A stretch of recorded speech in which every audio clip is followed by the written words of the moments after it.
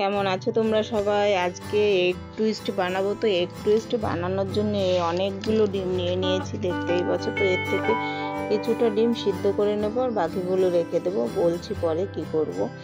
আর ডিমের ভিতর আমি নুন দিয়ে সিদ্ধ করব, যাতে ডিমটা ফেটে সব ডিমগুলো বাইরে বেরিয়ে না যায়। অনেক সময় দেখা যায় ডিমগুলো যখন আমরা সিদ্ধ করতে যাই তখন ডিমগুলো একটুখানি ফেটে সব ডিমগুলো বাইরের থেকে বেরিয়ে আসে, তারপর আর খাওয়া যায় না। আর ভাঙা ডিমগুলো আর কি, যারা ঘরের বউ তাদেরই খেতে হয়, আর তো কেউ খাবে না ভালো ডিম ছাড়া। তো সেই জন্য নুন দিয়ে দিচ্ছি আর ডিমগুলোকে সিদ্ধ করে নেব।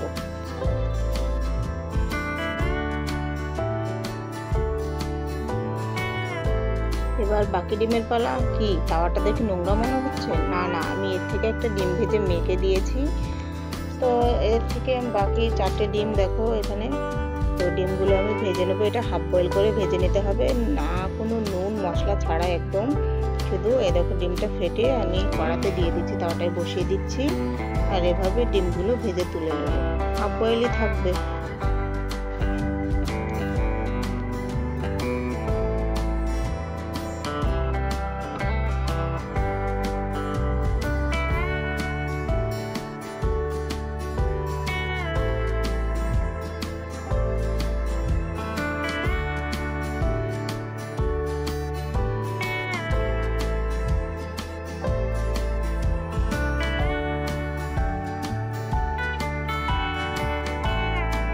এরকম করে সব ডিমগুলো ভেজে তুলে নেবো, যতগুলো আমি আলাদা করে দেবো। হাফ বয়েল করে রেখে দিয়েছি। দেখো এরকম এক করে সব ডিমগুলো ভেজে নিয়েছি। এই দেখো আমি ডিমগুলো এর ভিতরে আমার সিদ্ধ হয়ে গেছে, তো ডিমগুলো ছুলে নিয়েছি। আর এই যে ফকটা দিয়ে ফুটো ফুটো করে নিয়েছি, যাতে যখন আমি এটা ভাজবো তখন ফেটে না যায়। আর কি করছি, 3টে ডিম আলাদা রেখে দিয়েছি আর 3টে ডিম মাঝখানে চিড়ে নিচ্ছি। দেখো একটা সুতো দিয়ে সুন্দর করে চিড়ে নিচ্ছি। চাকু দিয়ে করতে গেলে ভালো হয় না, সুতো দিয়ে করতে গেলে খুব ভালো হয়।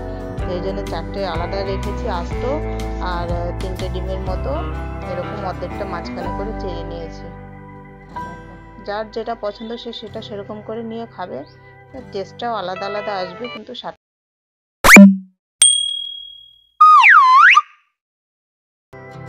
এবার একটা ভগোনা বসিয়ে দিচ্ছি, সর্ষের তেল দিয়ে দিচ্ছি। এবার ভেজে নেব ডিমগুলো, আস্ত ডিমগুলো আর অর্ধেক ডিমগুলো সবগুলো ভেজে নেব।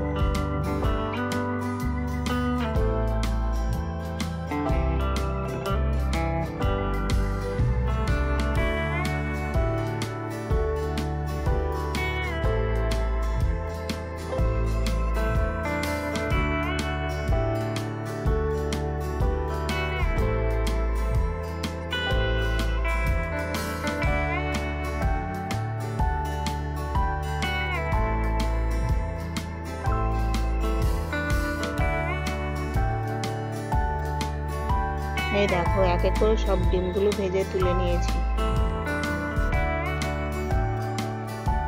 এবার ওই তেলের ভিতরে মশলা দিয়ে দেবো, খাড়া মশলা দিয়ে, যেমন খাড়া মশলা খেতে পছন্দ করো সে সেরকম করে দিয়ে নেবে।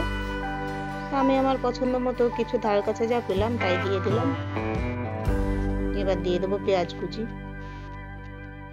পেঁয়াজ কুচিটাকে ভেজে নেব, এটা একদম ব্রাউন করে ভাজা যাবে না। তো যখন হালকা পিঙ্কিশ কালার চলে আসবে, পিঙ্ক পিঙ্ক টাইপসে, আর ব্রাউন হতে শুরু করবে, সেই পর্যায়ে মশলা দিয়ে দেবো।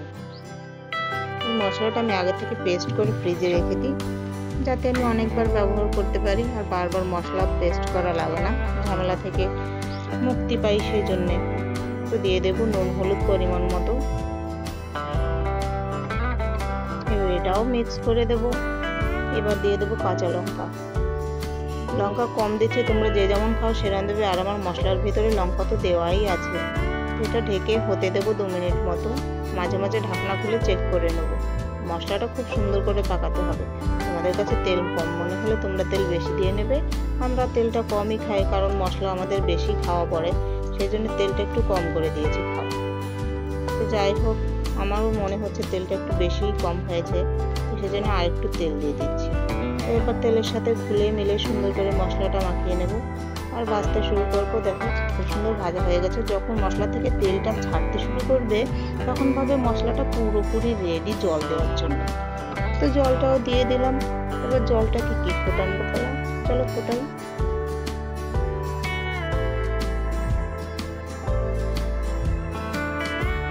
আমি ভাবলাম জলটা ঢেকেই দিই, ঢেকে দিলে তাড়াতাড়ি ফুটবে, আমার গ্যাসটাও বেঁচে যাবে। কি বলো তোমরা? এই দেখো ঢেকে দিয়েছি আর জলটাও ফুটতে শুরু করেছে। এবার আর কি, যে আস্ত ডিমগুলো রেখেছিলাম বিনা ফাটিয়ে, তো এগুলো দিয়ে দিচ্ছি প্রথমে, কারণ এগুলো তো আর ভেঙে যাওয়ার ভয় নেই, দিলেই ভেঙে যাবে, এই জন্য আগে থেকেই দিয়ে দিচ্ছি। এটা হতে থাক।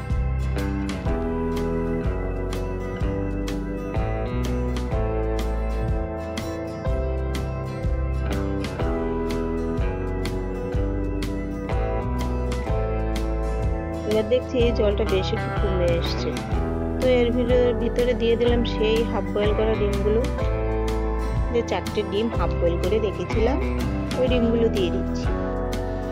এবার এটা হতে থাক, বাকি পরে বলবো। তোমরা দেখো, এটাও ঢেকে দেবো। অল্প জল দিয়ে ঢেকে ঢেকে রান্না করলে গ্যাসটাও বাঁচে আর জালের ঝামেলা থেকেও মুক্তি পাওয়া যায়। দেখো এটা আমি একটু ছাড়িয়ে ছাড়িয়ে দিচ্ছি।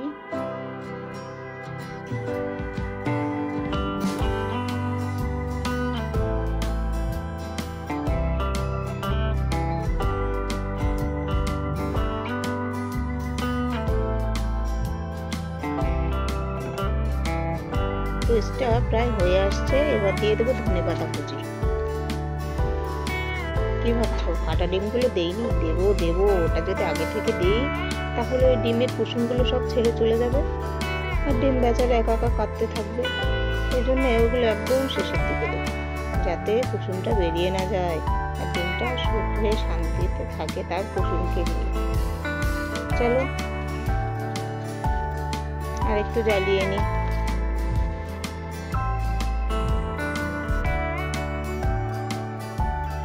এবার কিছুটা চিনি দিয়ে দেবে, 1 চামচ মতো। এটাও হতে থাক। ঝোলটা মাঝে মাঝে তুলে আমি ছড়িয়ে দিচ্ছি, কেন কি আমি অর্ধেক ডিমটা পরে দিয়েছি না, ওটাও তো করতে হবে ওর সাথে রেডি। তো দিয়ে দিচ্ছি গরম মশলা। এবার আর কি গ্যাসটা দিয়ে দিলাম সুইচ অফ করে। হয়ে গেল আমার ডিমের টুইস্ট। কেমন হয়েছে তোমরা অবশ্যই জানিও, আর তোমাদের কাছেও সুন্দর সুন্দর রেসিপি থাকলে আমার সঙ্গে শেয়ার করো, আমি তোমাদের রেসিপি শুট করে তোমাদের সঙ্গে শেয়ার করব।